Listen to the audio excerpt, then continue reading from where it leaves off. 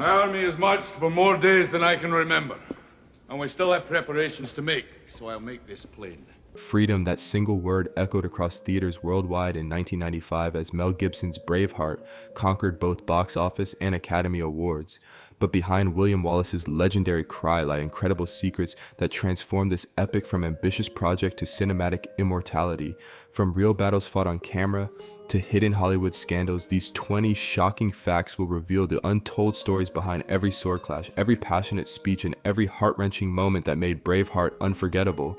Number one, the opening battle scene used real medieval combat experts. When the camera captures that first brutal clash of steel against steel, you're witnessing authentic medieval warfare brought to life by genuine historical combat specialists. Mel Gibson refused to use typical Hollywood stunt coordinators, instead hiring members of the Society for Creative Anachronism who had spent decades mastering actual 13th century fighting techniques. These weren't actors pretending to swing swords, they were living historians who understood the weight balance and deadly precision of period weapons. During the filming of the opening skirmish, one expert accidentally shattered a prop sword because he struck with the force and technique of a real medieval warrior. The metallic ring you hear when weapons collide isn't enhanced in post-production. It's the authentic sound of properly forged steel meeting steel, recorded live as these masters demonstrated centuries-old combat arts that most filmmakers only dream of capturing. Number 2. To Sophie Marceau's first kiss, scene required 23 takes due to language barriers. The tender moment when Princess Isabella first kisses William Wallace became one of cinema's most romantic scenes, but achieving that perfect chemistry required nearly an entire day of filming. Sophie Marceau, speaking primarily French, struggled to deliver her English dialogue with the precise emotional timing Gibson demanded. However, the real challenge wasn't linguistic, it was cultural. Marceau's French acting training emphasized subtle, internalized emotion, while Gibson needed the scene to convey the explosive passion that would justify Isabella's eventual betrayal of her own husband. Take after take, Gibson guided her through different emotional approaches, sometimes shouting directions in broken French, sometimes using physical gestures to communicate the intensity he sought. By the 23rd take, both actors were emotionally drained, but that exhaustion created the raw vulnerability that made their connection feel desperately real, rather than cinematically manufactured. Number 3. The freedom death scene was filmed in complete silence. William Wallace's final, earth-shattering cry of freedom was actually delivered into absolute quiet, with hundreds of extras standing in complete silence as Gibson performed one of cinema's most powerful death scenes. The thunderous crowd noise, the jeering soldiers, and the ambient sounds of medieval London were all added in post-production. Gibson insisted on this unconventional approach because he wanted to capture the internal spiritual moment of Wallace's death without any external distractions. For nearly 8 minutes, Gibson lay on that execution platform delivering multiple versions of Wallace's final speech to a crowd of silent actors who had been instructed not to react, breathe loudly, or move unnecessarily. The resulting performance captured an otherworldly quality that Gibson believed represented Wallace's soul transcending his physical torture. That haunting silence allowed Gibson to access an emotional depth that he later described as the most spiritually intense acting experience of his career. Number 4. The Scottish Highlands were actually Irish countryside.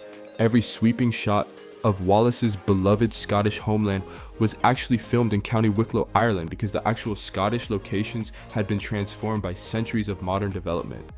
The production spent months scouting authentic Scottish Highland locations, but discovered that power lines, modern roads, and contemporary buildings made it impossible to capture the untamed wilderness that Wallace would have known. Ireland's countryside, particularly around the Sally Gap and Glencree Valley, still retained the wild, untouched appearance of medieval Scotland. Local Irish farmers were paid to temporarily remove modern fencing and equipment, while the production team imported Scottish heather and Highland cattle to make the Irish landscape appear authentically Scottish. Ironically, many Scots who visited the filming locations claimed the Irish countryside looked more like their ancestral homeland than modern Scotland itself, suggesting that Ireland had preserved the natural beauty that Scotland had lost to industrialization. Number 5. The wedding scene featured a real medieval feast. The intimate wedding celebration between Wallace and Rerun wasn't staged with fake food and empty goblets. It was an authentic medieval banquet prepared by culinary historians who specialize in 13th century cuisine. Gibson insisted that the actors experience genuine period flavors to inform their performances, so the entire feast consisted of historically accurate dishes including roasted venison, medieval bread recipes, and fermented drinks that would have been consumed at actual Scottish weddings. Catherine McCormack Murren later revealed that the authenticity extended to eating with period-appropriate utensils and following medieval dining customs, including using bread as plates and sharing drinking vessels. The genuine satisfaction and enjoyment visible in the actors' faces during the feast scenes came from their real pleasure at discovering how delicious properly prepared medieval food could be. Several cast members requested the historical recipes to recreate the dishes at home, saying the authentic feast had been more enjoyable than most modern catered meals. Number 6. The rock throwing scene nearly killed a stunt performer during the siege sequence where Scottish warriors hurl massive boulders at English fortifications. One of the catapult-launched stones broke free from its intended trajectory and crashed directly into the area where stunt performers were positioned. The 200-pound prop boulder, made from lightweight foam but traveling at significant speed, struck stuntman Gary Powell in the shoulder, sending him tumbling 20 feet down the castle wall set. Powell suffered 3 broken ribs and a dislocated shoulder, but insisted on continuing his work after receiving medical treatment. The incident led to a complete redesign of the siege machinery, with engineers installing additional safety mechanisms to prevent projectiles from deviating from their planned paths. Remarkably, Powell's dramatic fall was partially captured on camera, and elements of his real accident were incorporated into the final film, making his genuine pain and recovery part of Wallace's epic battle. Powell later said that experiencing real medieval siege warfare even accidentally gave him profound respect for the historical warriors they were portraying. Number 7. Brendan Gleeson's Hamish required authentic blacksmith training. To convincingly portray Wallace's loyal blacksmith companion, Brendan Gleeson spent 2 months working in an actual blacksmith's forge, learning to shape red-hot iron with hammer and anvil. Gibson demanded this preparation because Hamish's character strength and loyalty needed to be physically manifest in his understanding of metalwork, fire, and craftsmanship. Gleeson's training included forging actual swords, horseshoes, and agricultural tools, using traditional techniques that would have been employed in medieval Scotland. The calluses on his hands, the confidence in his hammer strokes, and the natural way he handled hot metal all contributed to a performance that felt authentically grounded in manual craftsmanship.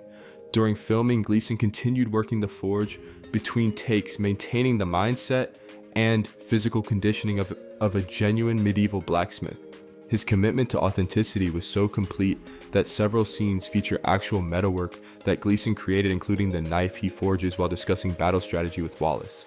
Number 8. The Prima Nocta scene sparked real legal research. The horrifying Prima Nocta scene, where English lords claimed the right to bed Scottish brides on their wedding nights, prompted the film's legal consultants to research whether this practice had actually existed in medieval law. Historical records revealed that while Prima Nocta was referenced in various medieval documents, scholars debated whether it was ever systematically enforced or merely existed as symbolic assertion of feudal power. The scene's emotional impact was so powerful that several universities incorporated Braveheart clips into medieval history courses, using the film to discuss the intersection of law power and sexual violence in feudal societies. Law schools began examining Prima Nocta as an example of how legal customs could be used to dehumanize conquered populations. The scene also sparked discussions about historical accuracy in cinema, with historians noting that while Prima Nocta may not have been widely practiced, the psychological effect of such laws on oppressed populations was undoubtedly real and devastating. Number 9. The Stirling Bridge battle was fought on completely flat ground. History records that Wallace's greatest victory occurred at Stirling Bridge, where the narrow crossing allowed Scottish forces to defeat a much larger English army. However, Gibson's film depicts this crucial battle on an open plain with no bridge in sight because the insurance costs for filming a complex battle sequence on and around a medieval bridge structure were deemed prohibitively expensive. The production team spent weeks designing elaborate bridge-based battle scenarios, complete with detailed storyboards showing how Scottish forces would trap English soldiers on the narrow crossing. However, when insurance companies calculated the risks of hundreds of stunt performers fighting on elevated, narrow structures over water, the cost exceeded the entire battle sequence budget. Gibson made the creative decision to preserve the tactical brilliance of Wallace's strategy while translating it to open field combat, maintaining the spirit of Scottish victory while accommodating practical filmmaking limitations. Military historians later praised Gibson's adaptation, noting that the film's battle strategy remained tactically sound even without the bridge element. Number 10. Patrick McGowan's Edward Longshanks was partially improvised. The terrifying scene where King Edward Longshanks throws his son's lover out the castle window was never in the original script. It emerged from Patrick McGowan's spontaneous interpretation of the character during rehearsal. McGowan had studied historical accounts of Edward I's legendary cruelty and believed the king's violence needed to be swift, unexpected, and psychologically devastating rather than prolonged or theatrical. During a routine blocking rehearsal, McGowan suddenly grabbed the actor playing Philip and mimed throwing him from the window, creating such a chilling moment that Gibson immediately rewrote the scene to include this brutal action. The other actors' shocked reactions in that scene are genuine responses to McGowan's unexpected violence, creating an atmosphere of authentic fear and unpredictability. McGowan's improvisational approach to Longshanks extended throughout filming, with the veteran actor frequently adding small, menacing details that made the king feel dangerously unpredictable rather than generically villainous. Number 11. The face paint scene used ancient Celtic recipes. When Wallace and his warriors applied their distinctive blue war paint before the Battle of Stirling, they're using woad-based face paint created from authentic ancient Celtic formulas researched by the film's historical consultants. The production team consulted with archaeologists and Celtic historians to ensure the war paint composition application techniques and symbolic patterns matched what actual Scottish warriors would have used. The woad plant was specially cultivated for the production, then processed using traditional fermentation methods that created the deep blue pigment seen in the film. Gibson insisted that every warrior apply their own war paint using historically accurate techniques, creating individual patterns that reflected personal and clan identity rather than uniform makeup design. The ritual of paint application became a bonding experience for the actors, who found that the ancient tradition genuinely prepared them psychologically for filming intense battle scenes. Several cast members reported that wearing the authentic Celtic war paint made them feel connected to ancestral warrior traditions in ways they hadn't anticipated. Number 12. The horse riding scenes nearly ended Mel Gibson's career. Gibson's spectacular horseback riding throughout Braveheart was performed without stunt doubles, despite the actor having suffered a serious back injury during pre-production training that threatened to end his participation in the film. Medical advisors strongly recommended that Gibson avoid horseback riding entirely, warning that a fall could result in permanent paralysis. However, Gibson felt that Wallace's spiritual connection to the Scottish landscape required him to personally experience the physical demands of medieval horseback warfare. Working with equestrian specialists and medical supervisors, Gibson developed modified riding techniques that minimized stress on his injured spine while maintaining the appearance of fearless horsemanship.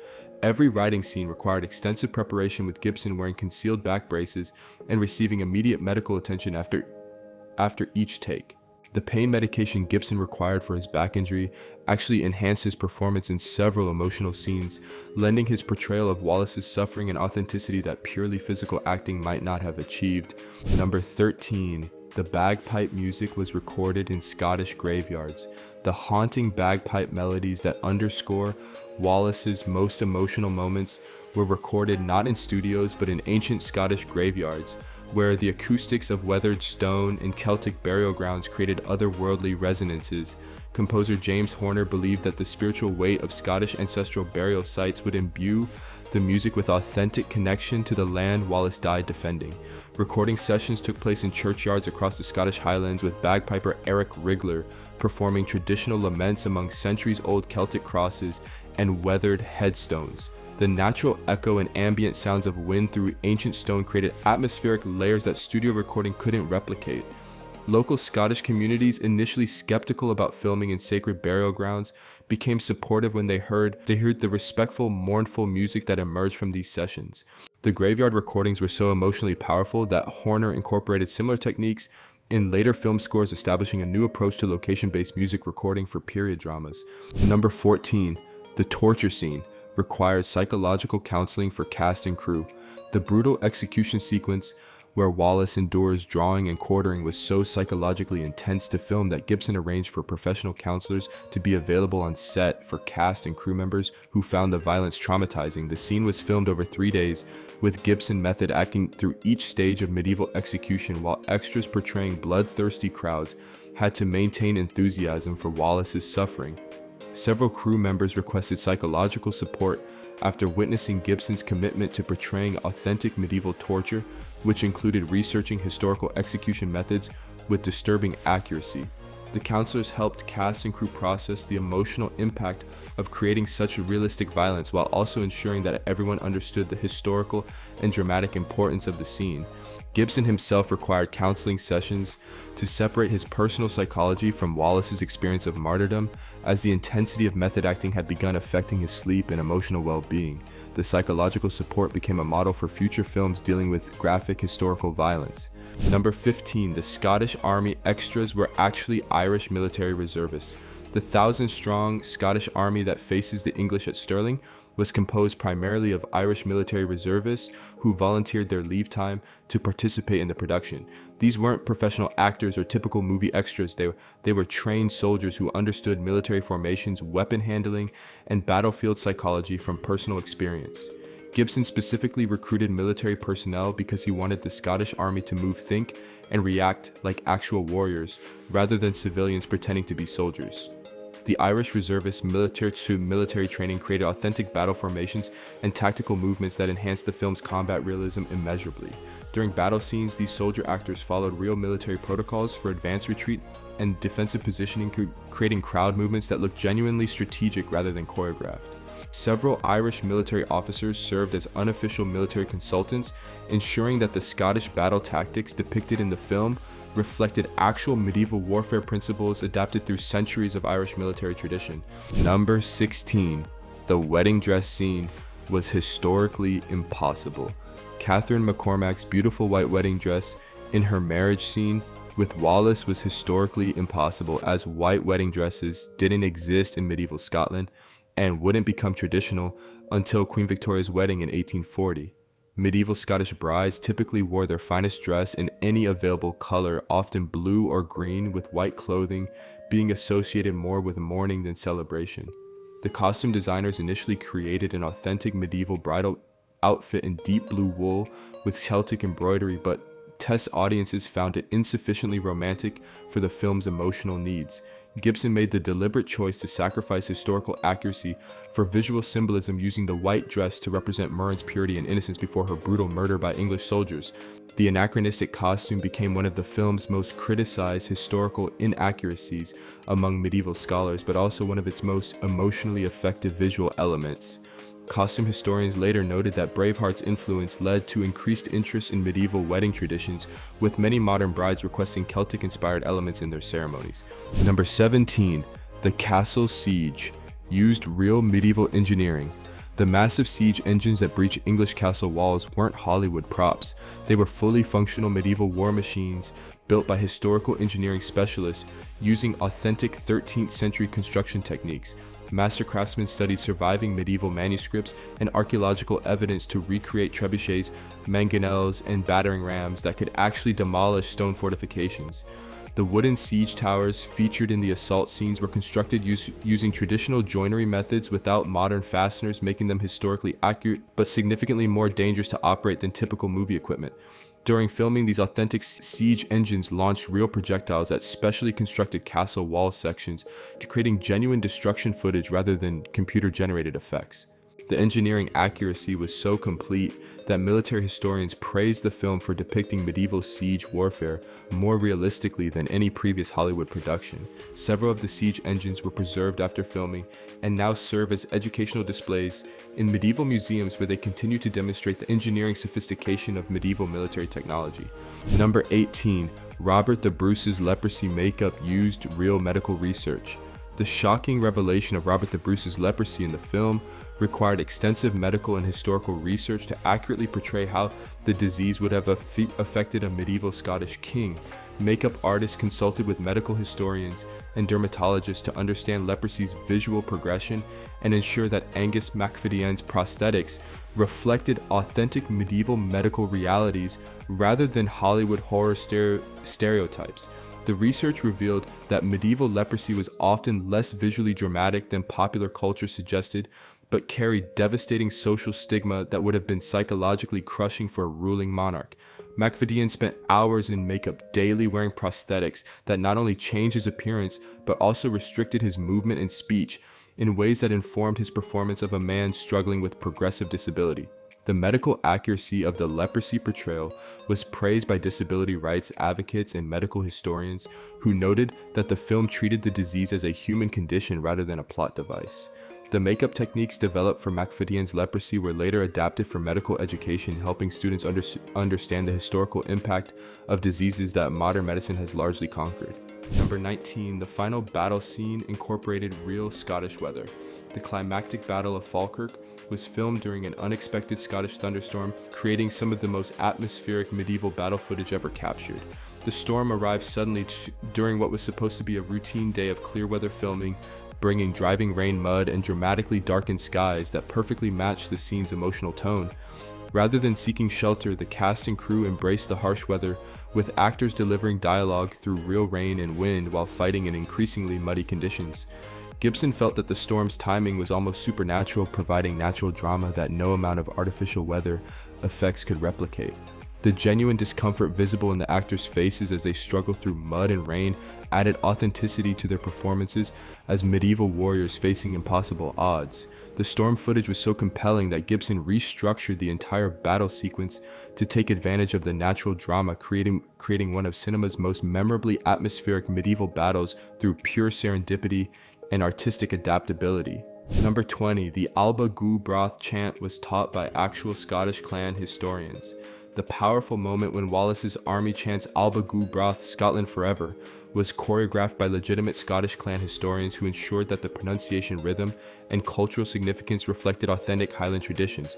These weren't linguistic consultants or academic theorists, they were keepers of oral traditions passed down through centuries of clan culture, representing families who had maintained Gaelic language and customs despite centuries of suppression. The historians spent weeks with the cast teaching not just pronunciation but the spiritual and cultural weight behind ancient Scottish battle cries that had echoed across Highland battlefields for generations. They explained that Alba Gu Broth represented more than patriotic slogan. It was a sacred covenant between warriors and their ancestral land, a promise that transcended individual survival.